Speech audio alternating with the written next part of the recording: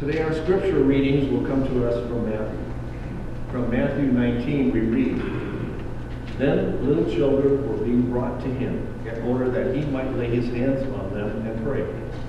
The disciples spoke sternly to those who brought them, but Jesus said, 'Let the little children come to me, and do not stop them, for it is to such that the kingdom of heaven belongs.' And he laid his hands on them and went on his way." From Matthew 10, we read, "Whoever welcomes you welcomes me, and whoever welcomes me welcomes the one who sent me. Whoever welcomes a prophet in the name of a prophet will receive a prophet's reward. And whoever welcomes a righteous person in the name of a righteous person will receive the reward of the righteous. And whoever gives even a cup of cold water to one of these little ones in the name of a disciple, truly, I tell you, none of these will lose their reward." This ends today's reading. So I have been promising you a special treat today. And I think that you are going to, make sure I get my, okay. I think you're going to agree with me that we have a really special Sunday. And first I'm going to invite Rachel and Tricia Christensen up here to help me introduce our guest speaker this morning. A lot of you know Rachel and Tricia. They've been in our church many times. And I wanted them to come and help me because, Rachel, you know somebody who went to Africa, right? Who went to Africa? My mom. Your mom? I think you know somebody else who went to Africa. My grandpa. Your grandpa, yes. Your mom and your grandpa went to Africa. And you did something to help when your mom and dad went to Africa, or your mom and your grandpa went to Africa, right? You made something. What did you make? I made bracelets. You did, and I think we have a picture of your mom giving one of those bracelets. Yeah, there we go. That's one. How many bracelets did you make? I think around 40. 40 bracelets she put together for her mom to give to the kids. And actually, it was the grown-ups wanted them too, didn't they? Everybody, and then everybody wanted one of the bracelets that you made. Do you know that? So you brought somebody with you to church today, right? Yeah. Who did you bring? My friend Sawyer Anderson. Her friend Sawyer. And why did you bring Sawyer here? Because she wrote a book about water in Africa. And what do you think made her want to write a book about water in Africa? Because she thinks that they need to get clean water too, like us. And does she know somebody that went to Africa? Who? Her dad. Her dad went to Africa too. Okay, is there anything else you think we need to know about Sawyer before we invite her up here? No. No. She is your best friend, right? This is Rachel's best friend. We're going to invite Sawyer to come up here and tell us her story, okay?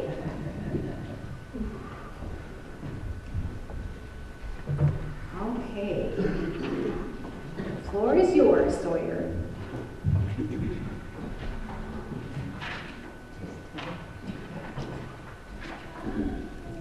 Hey Mom, why was Dad in Africa?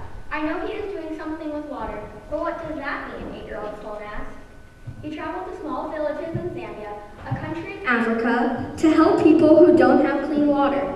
He will tell us more after we pick him up from the airport, said Mom. Before he could even reach his luggage, Sloan, with her 2-year-old sister Scout at his side, asked her dad a bunch of questions about his trip to villages in Africa. He told them many kids in Africa do not have clean water. Every day, kids as young as Scout have to walk several miles to get water to drink from a dirty pond and carry it back to their village on their heads. Sloan was shocked. That's not fair. Every kid should have water, she exclaimed. Sloan wondered, what can I do? I'm just a kid.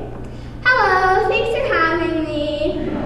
Good introduction, Rachel. Okay, so, of course, I said I have to do something, and of course I do. So, what is that something? So, my dad went to Africa, as you heard, and brought back stories, like this one story of the little boy named Brian. And he went to the well with his little sister, and she drowned. And next year he came back and it cuffed at her. It's kind of like a cobra, it's a snake. It bit his arm. He had tried to walk back, fainted, and he got his arm amputated. So that was one of the sparks that lit this idea to help. And also Maria Mwamba and her little daughter Ruth, who's about 2 years old at this time. They went to the well, and Maria, a cobra, spit venom in her eyes, and she was blinded. And her little daughter Ruth had to lead her all the way back home. And I'm like, that's my sister. You saw her right up here, that was Sloan, trying to lead me back home. I wouldn't trust her doing that, but like, but they had to do that. So that was another spark. And there's this another story that I did not put in the book. And of course, those two stories were simplified, grammar, and for little kids, because it is a children's book. So I had the idea to make cookies with my grandma, and my grandma would make more cookies and sell pop for a garage sale that my grandma was having. So my main goal was $50 because that's clean water for one person for life. So I was like, I won't get more than 50, and I didn't get 50. I got 188. I was so surprised. I was like, gosh, my grandma has a lot of friends. So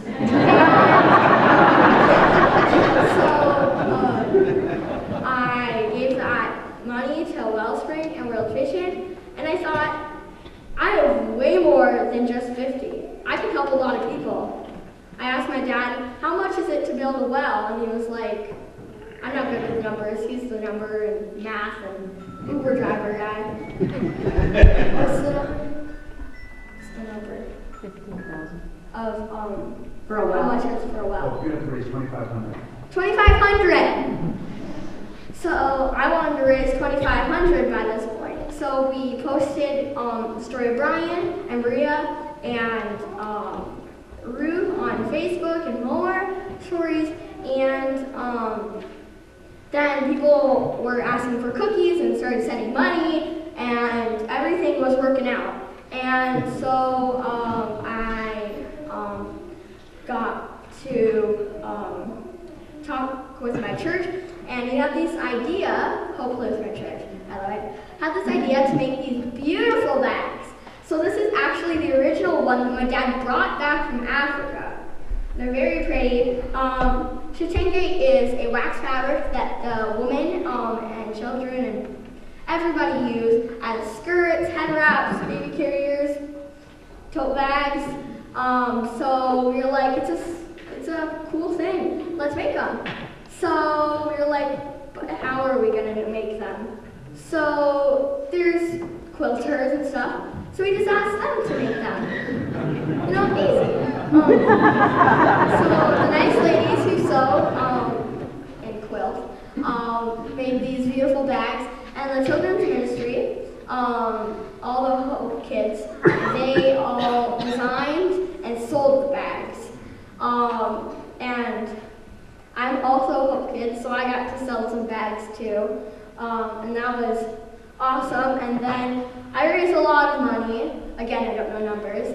And it's a lot. And by this time, I'm getting interviewed by KVRR and talking at my school, Oak Grove, and everywhere else. I don't really know. The Kiwanis, the Lions, people. I'm getting interviewed and I'm talking, and then people bought a lot of bags, and each bag was $50 for clean water for one person for life because they took so long to make and they were so valuable and they're very nice.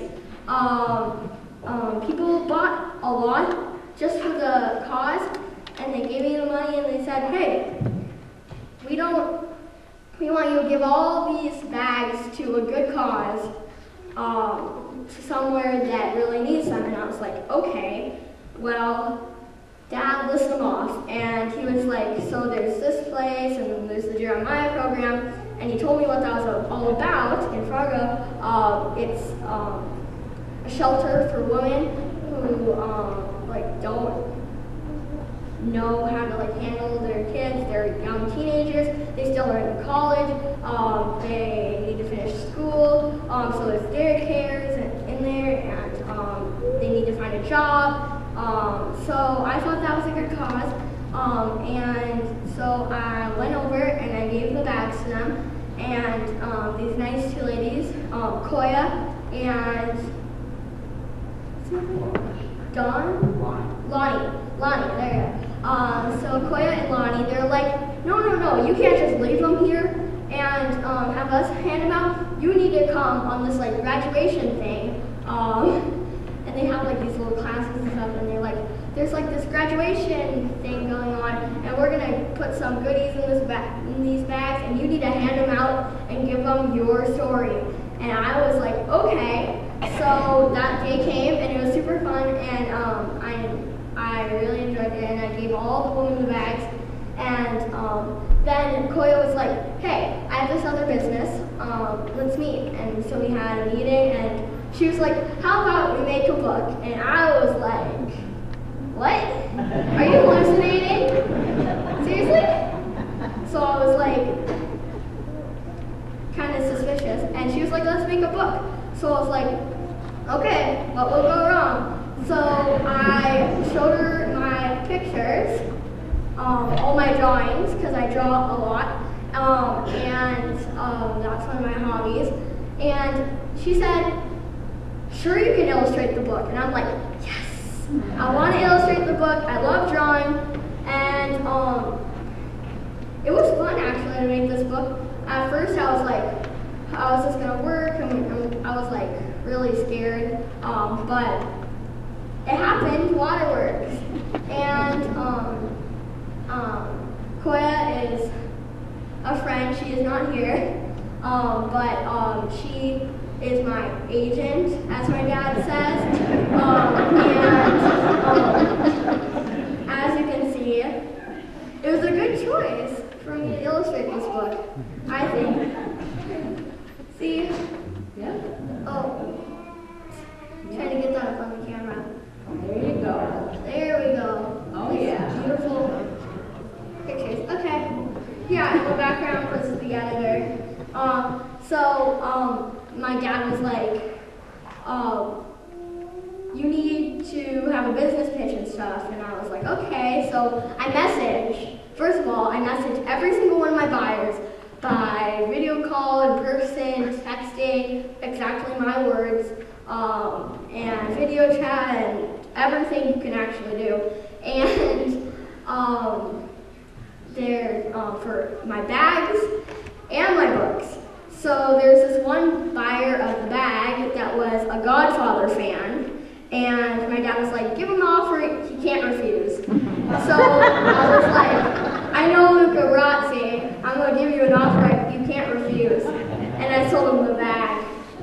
And my dad was like, that's good. And I'm like, it sounds good. So I developed this elevator pitch. So if you don't know what an elevator pitch is, you know what an elevator is, right? I hope you do. Okay?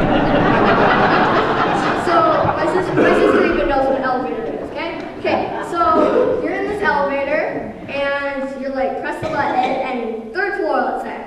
And there's somebody in there with you. And you're like, hey, here's my elevator pitch. One bag, one life, save a life with every bag. That's an offer you can't refuse. So buy a bag and save a life. $50.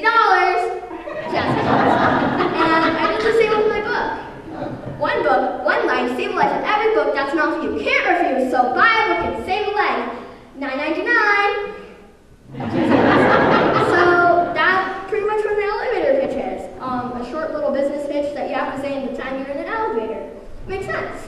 So I did that for every one of my buyers, and yeah. And then I've got some great opportunities I have done. I was a guest speaker at the ELCA, Synod Assembly or whatever it is. That was fun. I got to speak there with Raleigh Martinson, and I also got enough to be on radio, which is my favorite way to tell my story. And yeah, so I hope you enjoyed my story.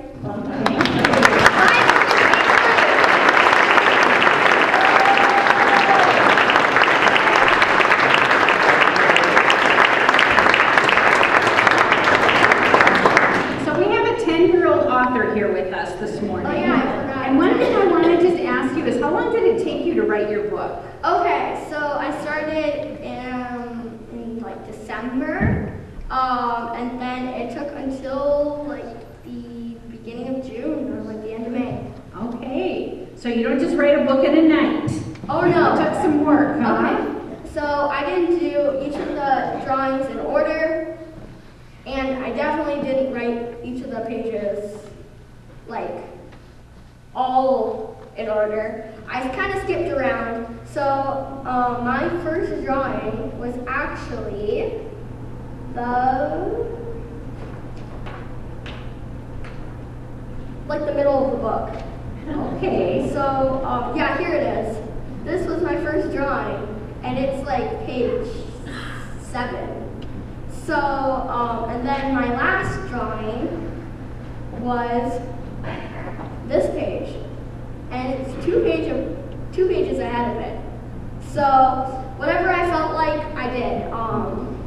There was a lot of cartwheels and jumping and dancing and playing with my sister in between each of the pages. And I wanted to do 1 to 3 pages, and that's it. If I had done 2, and if I was done, I was like, I'm done. I'm not going to write any more pages today. So yeah. Okay. And you named the person in your book after... Oh yes. Okay, so I didn't just simplify Brian and Maria and Ruth's story. I did not put my name in this book. It is not the main character. Well, my name is in the book, but the main character is not Sawyer, and the story is my story. But the main character is Sloan. And that's my little sister's name. So I thought that was cute. So, and then Scout, the little sister, is supposed to be Sloan's character, but a different name. That was a possibility for her name, but no, it didn't happen. And you brought a few books with you today, right? More than a few. If you want to buy a book and save a life with clean water, as we've been talking about, if you want to help these people out, buy a book. It's a great cause. It's a great book. Just buy one. Okay. And I was told that I should ask you about your Mona Lisa line. Oh, yeah. Okay. So the final. Oh, not gonna show you. The final line. You have to buy the book to You have see to buy the book it. to see it, and you have to read the whole entire thing until you get to the back. You can't peek at it. Okay? Can I trust you? So the final line is my Mona Lisa. It was the longest part of the book that I had to think of because I had to try to think of an ending. Endings are hard. Like a perfect way to end. And my mom says I'm a perfectionist. I'm not. I hope I'm not. But yeah, it took me a long time to write that. And it's my Mona Lisa. And if you know what a Mona Lisa is, it is in France. It is in what's it called? The Louvre. The Louvre. It's an art museum, and Mona Lisa was painted by Leonardo da Vinci. And wherever you are in the room, that Mona Lisa, the painting, is staring at you, each and every one of you. So this last line in my book is for each and every one of you specifically. So yeah. There you go. Thank you. Thank you.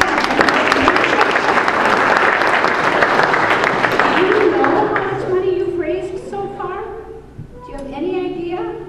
No, but I know how many wells I have made. How many wells? I have gotten 10 so far, and 5 are on the way with the books. Wow, she's up to almost 15 wells. Isn't that incredible?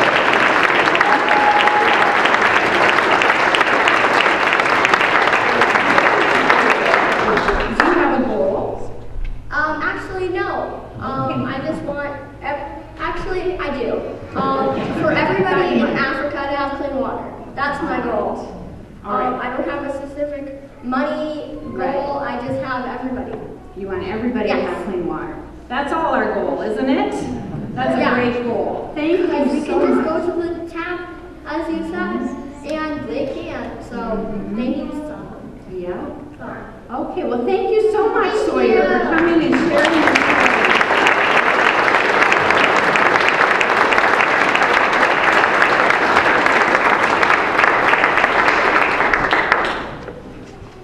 When I heard about Sawyer's story, the thought that came to my mind was, and a child shall lead them. And she is certainly a leader, and 15 wells, because one child listened to her dad's stories when he came back from Africa and decided, I need to do something about this. I think that's the whole key. I need to do something about this. She decided she had to respond in some way. And 15 wells later, she is sharing her story with us. Pretty cool.